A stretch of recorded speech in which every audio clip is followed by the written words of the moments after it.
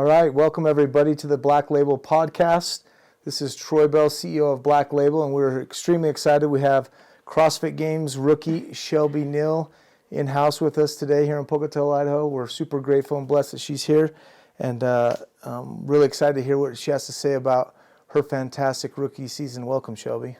Thanks. Happy to be here. What do you think about Idaho? So far so good. I love the mountains. I love seeing them outside the hotel window. So far, really enjoying it. Oh, good. Yeah. So tell us about yourself, where you're from, and a little bit about you. Yeah. So I'm from Raleigh, North Carolina, is where I live right now. Originally born in Massachusetts, but moved to Raleigh when I was like 8 years old. Started CrossFit when I was 14 after doing gymnastics competitively for 10 plus years, kind of spending a lot of time doing that. Got a little bit burnt out and moved, like literally from 1 week was in gymnastics, next week in CrossFit. Fell in love with that and continued with that.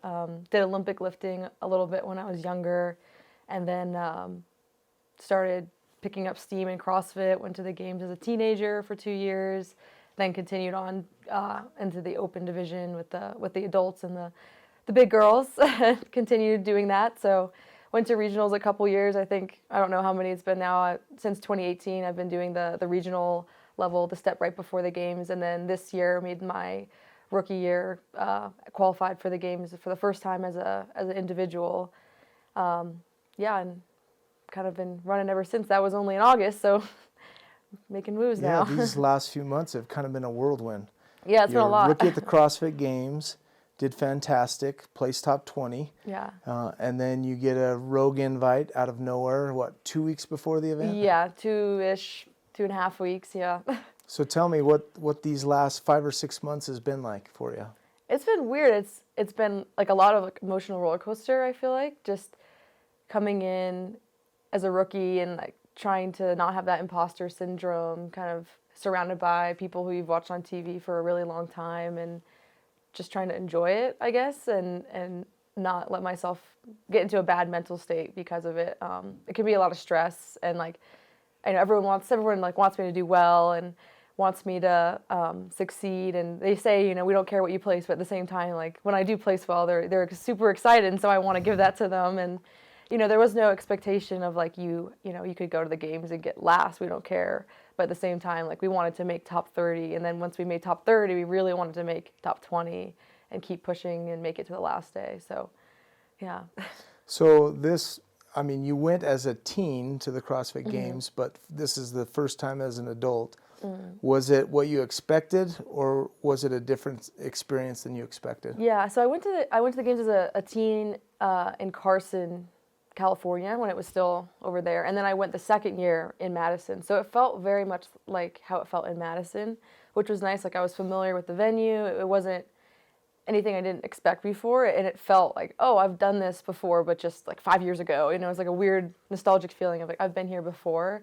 It was more just like, oh, Katrin David's daughter is in the lane next to me. Annie Thor's daughter is to my right, and then like there's Laura Horvath, and like Tia Claire Toomey just walked by me with her baby. It's like stuff like that is like, wow, like all these big, great people who I hear about all the time are just kind of walking around me like normal people and trying to like feel like you belong there at the same time. So. Yeah, I know you've probably rubbed shoulders with some high-profile CrossFitters, but being your first experience, how was it to be in a lane next to Annie Thor's daughter? Yeah. What is that experience like? Yeah, I mean, it's intimidating. I mean, the announcers favor those athletes, so you have to get used to like hearing other people's names and hearing those high-profile athletes that people are expecting those people to do really well. They're not going to, most people in the audience, the fans, like they want to watch Annie Thorstar. They don't want to watch the new rookie. Like they don't expect much out of them. So it's like hard to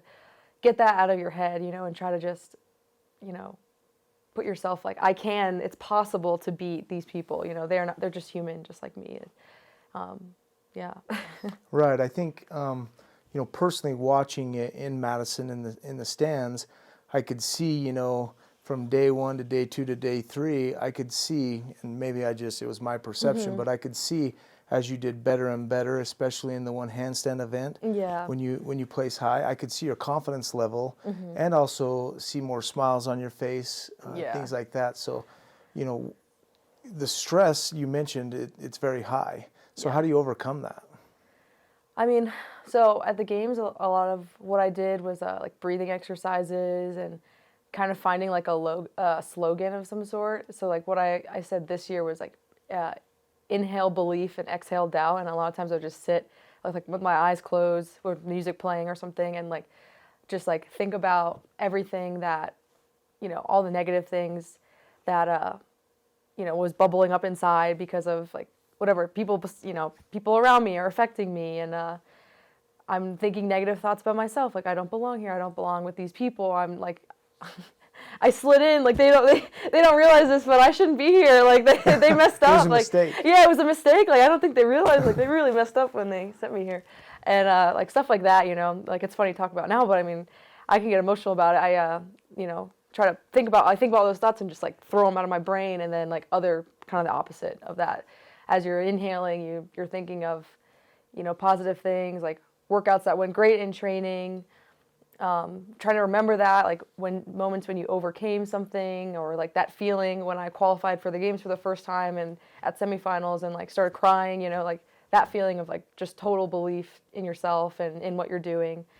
Trying to do that out throughout the competition. I feel like I got better at it, and like, you know, that first workout, you know, you have to kind of shake the cobwebs off and like remind yourself, okay, this is what competing is all about, you know. And then as you progress, you start to remember and you start to get your like rhythm. Good. So being on the highest stage of CrossFit, not only at games but Rogue Invitational, what are your takeaways as far as, hey, these are my strengths, these are my weaknesses? I know you claim that your strengths are gymnastics. You know, we hear that and we see that. But are there any other takeaways where you thought, leaving those two competitions, man, I really need to focus on this next year? Yeah, I think definitely I want to build a little bit more of like an aerobic base on like monostructural type stuff.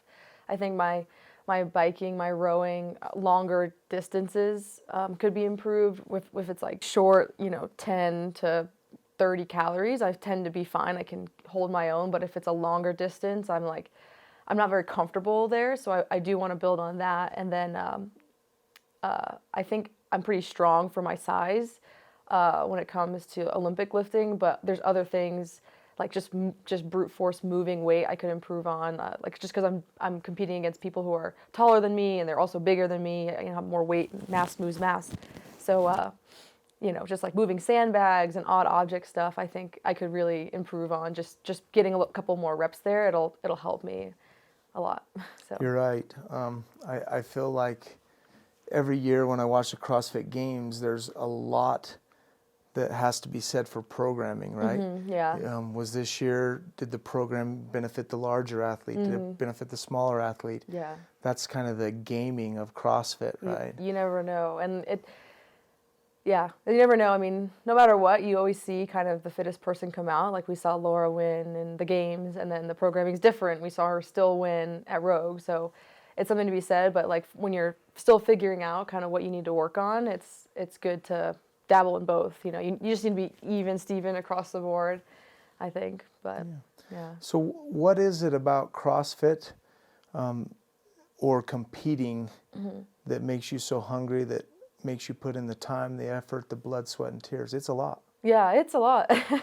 It's a lot. I think I just can't not be competitive. Like I think about if I didn't do CrossFit, how could I just go to the gym and not push myself? I just can't imagine it. Like it would just, I think I've actually tried. I think I've tried not doing CrossFit, and I just end up having like my best open ever. That happened to me, I think, in like 2021 or something. I was like, I think I'm done competing. It's not for me. I like took a break and just didn't really push, or didn't, you know, in my mind, I'm not competing this year. And then I end up always doing better every year just because that's just how I train, I guess. Like semi-retire means you do better, huh? Yeah, I guess. And like, and that's what I've learned, I think, throughout my career is like, I do better with more rest and more recovery. Your body just needs that. And like a lot of times the CrossFit, space is very like beat you down, beat you down, beat you down. If you watch like the old documentaries, it's very much, that's like the mindset. And I think that's like shifted a lot in the last 5 years to less of like, you need to train 6 hours a day and you need to only, sleep, eat CrossFit, breathe CrossFit. I think people are kind of expanding their mindset and like facing that burnout feeling. We saw that with like a lot of athletes taking this year off for like their mental health, just because they, that's just how it used to be. And like, I think some people, especially when they're really young, get stuck in that and then they're not happy, training. But my mentality is very like, focus, you don't need 6 hours. You only need 2 to 3 hours. You can get a lot done. You can still have a full-time job. You can still do so many other things and really enjoy CrossFit and be really efficient in your training and still, make it to a high level and compete and enjoy it and not be miserable and in pain. Sometimes I'm miserable in pain, but well, pain kind of comes with the sport. I mean, I think that's what a lot of people, including myself, love about CrossFit is that you push yourself to a level of pain, I guess you could say, that you probably wouldn't do on your own at 24-hour fitness. Yeah, right? definitely. It pushes you and it brings out that competitive nature. As far as programming goes or training goes, do you follow a certain group or do you have your own programming? Yeah, right now I work with our head coach at my gym. Her name is Whitney Gillen, and she like runs and operates the gym pretty much on a daily basis and programs all the workouts for a class, like our general population. And I generally follow the class structure and will do the class workouts with everybody kind of every single day. And then she gives me supplementary stuff to go along with that, or supplementary ways to change the class WOD. So like a lot of times I'll end up doing like the men's weight for the workout, and my goal is to beat like the men at our gym and in the same workout, which sometimes That's fantastic. a lot of times I do, so it's good. So that she'll be like, I want you to upscale this workout, or I want you to make the run longer, or do the run on the true form instead of outside.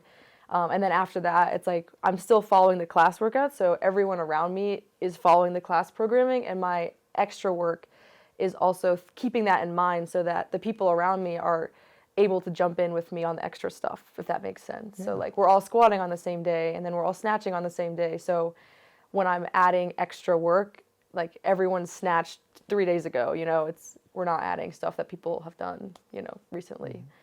What do you think about the trend where athletes are aligning with, hard work pays off or, mayhem? Where do you think that fits in CrossFit? Yeah. I think it's, we've seen a lot of people jump from one camp to another. Yeah.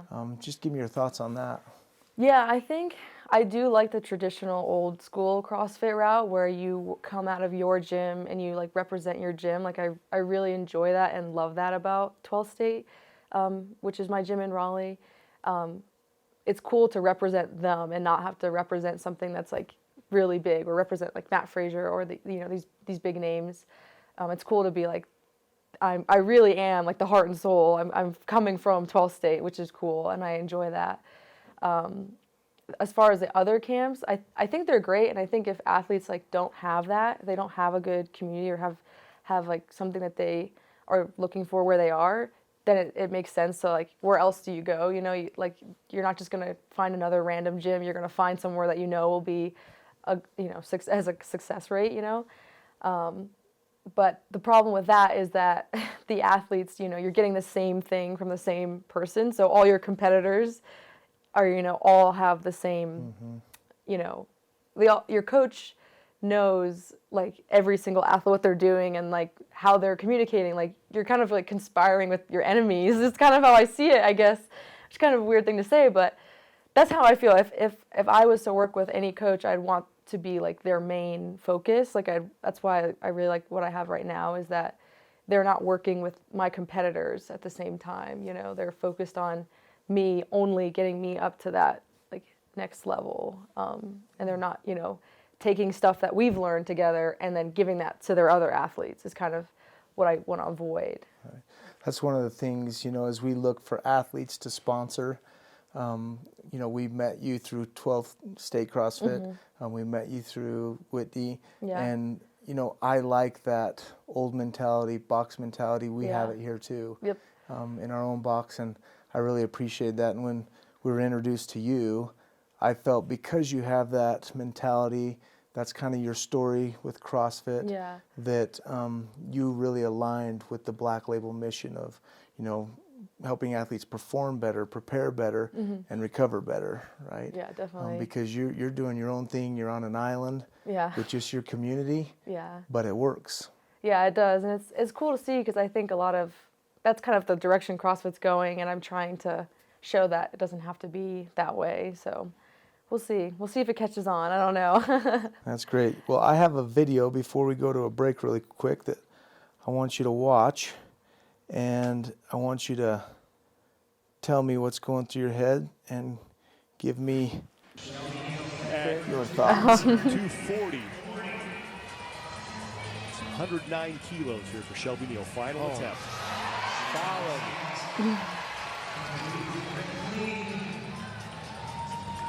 That is good for Neal. Who is that? What goes through your mind when you watch that video? I mean, it's just a proud moment. It's a very proud moment. It was a cool moment. I remember after it, I try not to get emotional. You can get emotional. Yeah. Just watching it in person, I even got emotional. Yeah. I thinking about that lift. I thought that was like my last lift of the CrossFit Games, last event ever. You never know. You never know what could happen. Like maybe not, I might not make it back to the games ever, could get hit by a car and break all the bones in my body and not make it to the games in another 2 or 3 years, So it was just like, it was a very emotional lift because that was the last event before the cut to 20.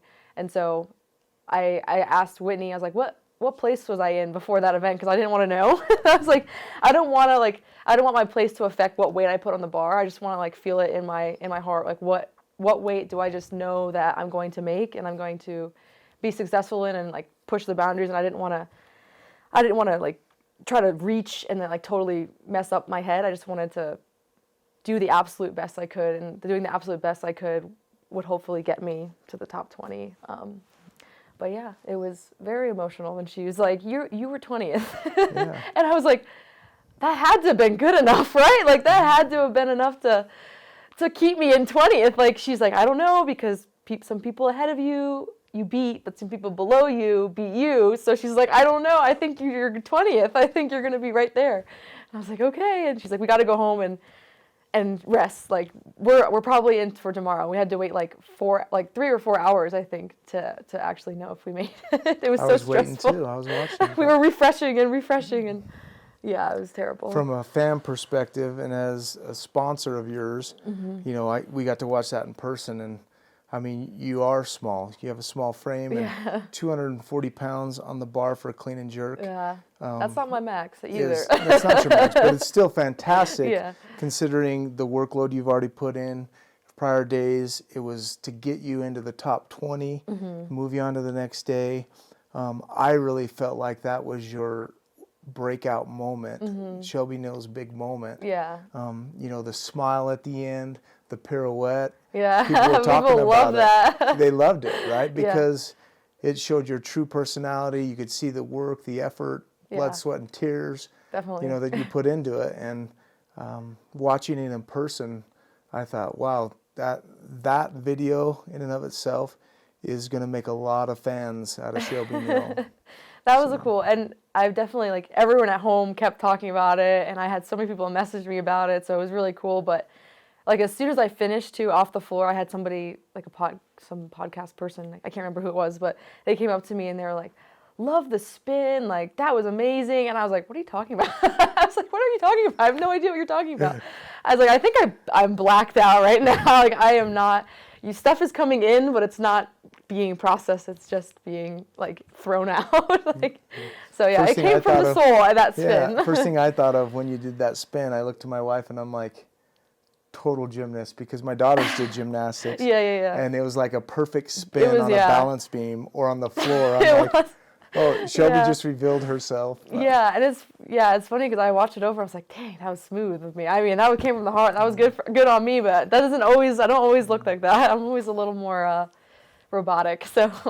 I think as you progress in the sport and get better and better, I think that moment's probably going to be one of the moments you look back on, Yeah. and your fans look back on and go, that's Yeah. the moment Shelby Neal broke through. Yeah. It was definitely, it was cool to have one of those memorable moments at the games for sure. Yeah. Awesome. Well, we're going to take a quick break right now. Some of our athletes are going to talk about why they take BlackLabel supplements, and we'll be right back after this. Hey guys, Shelby Neal here, CrossFit Games athlete. I wanted to talk to you guys about a game changer in my training, Pure Power from BlackLabel Supplements. If you're looking to maximize your power, endurance, you need to check out Pure Power. It's clinically dosed creatine and peak ATP has taken my CrossFit game to a whole new level. With Pure Power, I can push myself harder and recover faster, making every workout count. Give it a shot and feel a difference for yourself. All right, welcome back to the BlackLabel Podcast. Here with Shelby Neal. Had a great first session. We're really, really blessed and honored to have her as a BlackLabel athlete. We're grateful that she's taken a chance on us and our supplements. The important thing about BlackLabel for all high-level athletes is that it's all third-party tested, and we make sure the ingredients are clean and safe for all of our professional and high-level athletes and our recreational athletes. So thank you for watching our podcast. Shelby, great first portion of that. Loved hearing about the CrossFit Games. Now I would just like to get to know a little bit more about Shelby Neal. Yeah. What motivates you? What makes you tick? Oh God, that's a deep question. Yeah. I think just self, betterment. You always want to be the better version of you, and I feel like physically, that's through CrossFit. Mentally, that's through, training as well, but also like working full time and in my job, trying to grow my career in CrossFit, and kind of work on my relationship, with Frank and with my friends and family, and just trying to be the best person I can overall.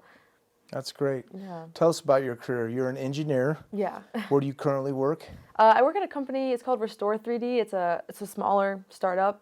They've been, I think, operating for like 4 to 5 years. But they're a medical device company, and they do orthopedic devices, and everything they do is 3D printed, and essentially they have a couple like off-the-shelf implants, but then a big part of what they do, which is where I work, is in the customs field. So people will take a CT scan from a patient who there's no other orthopedic device that'll work for them just because of their anatomy or a really specific disease. Like a lot of times a tumor is just hindering them from getting another implant, and we'll design them something custom to their anatomy and take their CT scan, turn it into a 3D model, and design something that's specific to them. And it's usually a limb salvage case of some sort, or it's like life or death kind of situations. So it's very fulfilling, and it's always cool to see the pictures of the patients after surgery, and they're like jumping around and dancing, or doing something with our implant, and like before they're like other surgeons told them they had to get their whole leg amputated. So it's pretty cool. Oh, I didn't know that about where you worked. I've got an implant myself. Yeah, so. I heard you had knee I do. replacement. I wonder if it's one you designed. It's not one of ours. It might be one of our. We just bought a company, and they have a knee system, so it could be one of those. What you just said in a nutshell is you're really smart and you do really hard things. Sure. The amazing thing about professional CrossFitters, and the thing that I really, the reason I want to sponsor Masters CrossFit athletes and CrossFit athletes is because there's very little money in it for you folks professionally. Yeah. And you guys work so hard, and you got to keep a day job. Yeah. And that's why I think it's so important for companies like ours and others to support CrossFitters, because you guys put in so many hours. Yeah. And you have a day job on the side. So kudos to you. It's Thank a you. challenge. Yeah. How do you balance it? That's a good question. It's really difficult, and I don't think that there's any one way to do it, or that I do it perfectly. And some weeks are harder than others. Right now, it was kind of a good thing that I moved back home with my parents, and so I've been living with them from probably May until now. So they're super helpful with groceries, and as I was training for the games, helping me cook food and helping me just prioritize work, train, and then they totally help with everything else. Obviously don't want to live with them forever. Love them to death, but it would be, it'd be awesome for Frank and I to get our own place and start being more adultish all around. But they were a huge help this season to try to prioritize my goals a little bit more. Yeah, I can't say enough about family and the role it plays. Who do you look at in your life as, or you can give a couple, a mentor, somebody that has really helped shape you, grow you, and develop you? Yeah, I have a ton actually. I mean, obviously, my parents are super big on that. My dad is very motivated. He's like, he should be a professional pickleballer, I think, but I think Well, let's go. We better go play him. Yeah, Adrian and I like to play pickleball. Yeah, We better go play him. He's very serious about pickleball. Okay, I want to play him. He's actually pretty good. I don't know. I think he's like 3'5", but every time he goes 3'5", he's like still pretty good. I don't know. I think he's making his way to pro. I'm like hopeful for him. Maybe you could sponsor him one day. Yeah, there we go. That would be so cool. Pickleballer. Adrian keeps telling me we got to sponsor a pickleball. Yeah. There was this girl that was a professional pickleballer, or she was like the top 10. Yeah. Yeah. We talked to her. You talked to her? Yeah, absolutely. That's cool. Yeah. He loves pickleball. But he's very active. Like when he was younger, he super big in basketball, soccer, played that all growing up, and tried to put me in it, but soccer wasn't my thing. When I was younger, I was very into leotards and pretty jewels and stuff. So I was gymnastics was where I went. Now I'm much different. I don't know who I was when I was younger. I took a total switch, but my sister took up soccer, and my dad, so he did soccer, basketball, ran marathons, multiple marathons, half marathons, and then now he's super good at CrossFit, super fit, naturally athletic. And How old is he? 55. Oh, yeah. I want to say around that. Still young. 54. Still young. Yeah. Yeah. He's got a hip replacement too. Good. I mean, yeah. He got his hip replacement, and 3 weeks later he was on the pickleball courts again, playing the older people, and couldn't give it up. He just couldn't stop. So That's good. definitely his love for exercise and love for staying busy has definitely been something that I've followed in his footsteps there. And then his mom, who's my nana, she was definitely a big role model in my life for sure. So, yeah. Sorry. That's I'm all right. tired. You're going to make me cry I know. too. Everyone has to have a good nana in their life. Yeah, she passed away. Sorry. You're good. Take your time. Yeah. Yeah, she passed away. But I think about her a lot when I'm competing, so. Good motivation. Yeah. Good for you. Definitely. And then Whitney obviously has been more involved day to day for me, in my training and in moving me forward as an athlete. So definitely her as well. She's been a very good role model for me. And when she was going to the games, I kind of hitched a ride on her coattails a little bit, because I was like, what time do you train? Because I was I could totally rearrange my college schedule, because I was in a high school, college kind of program. So I just got to make my own schedule. And she's like, I train every day from 11 to 4. And I was like, done. 8:30 to 11. I'd get to the gym at 11:30 and train with her until 4 p.m. And then I'd go home, do all my homework, and just every single day was whatever Whitney's doing, I'm doing that. And so I trained with her, a ton. And then when she retired, she kind of went from being a competitor of mine, and we having us kind of going against each other, always trying to beat each other, to now she's my mentor and role model, and taking me further in the sport, and progressing me, everything she's learned, passing it on to me, and we're learning together now, kind of as a team, obviously. And then obviously everyone at my gym is great, and I have so many other role models as well. So Good. yeah. Well, that's fantastic. I love to see, the vulnerability and different things, because then people get to know who the real Shelby Neal is, Yeah. right? They see you down on the floor doing amazing things. Mm-hmm. But I think it's important for them to see who you really are. And I can tell you, just in spending the last couple days with you, you're extremely humble. Thank you. A lot of professional athletes aren't that way. Mm-hmm. And it's a testament to good parents, good mentors. Mm-hmm. I've gotten to talk to Whitney a little bit.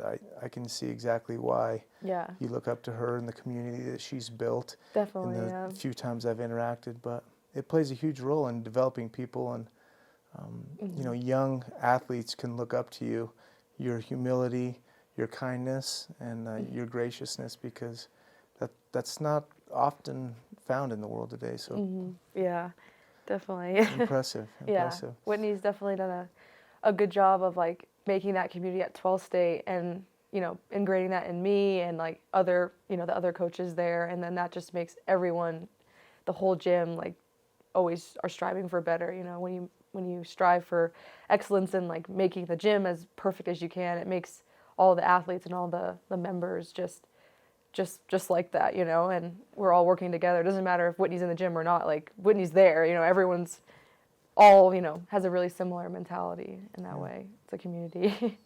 Well, thanks for sharing that. Appreciate it. On a lighter note, we'll talk about something a little more controversial. And Cool. you know, we sponsor quite a few CrossFit athletes. I own a CrossFit box. I love CrossFit because of the fitness and the health and wellness that it promotes. Yeah. You know, I don't necessarily compete except in my gym with myself, Yeah. but there's been a lot of controversy around CrossFit. Is it dying? Is it moving forward? You know, they've separated the teens and masters from the CrossFit Games. There's been a lot of negativity and criticism about that. Where do you think CrossFit is as a sport, and also where do you think CrossFit is as, you know, a community that supports its boxes and affiliates? Yeah. I definitely don't know a lot about that type of stuff, so I don't want to say something that's coming from a place of ignorance and that might come off.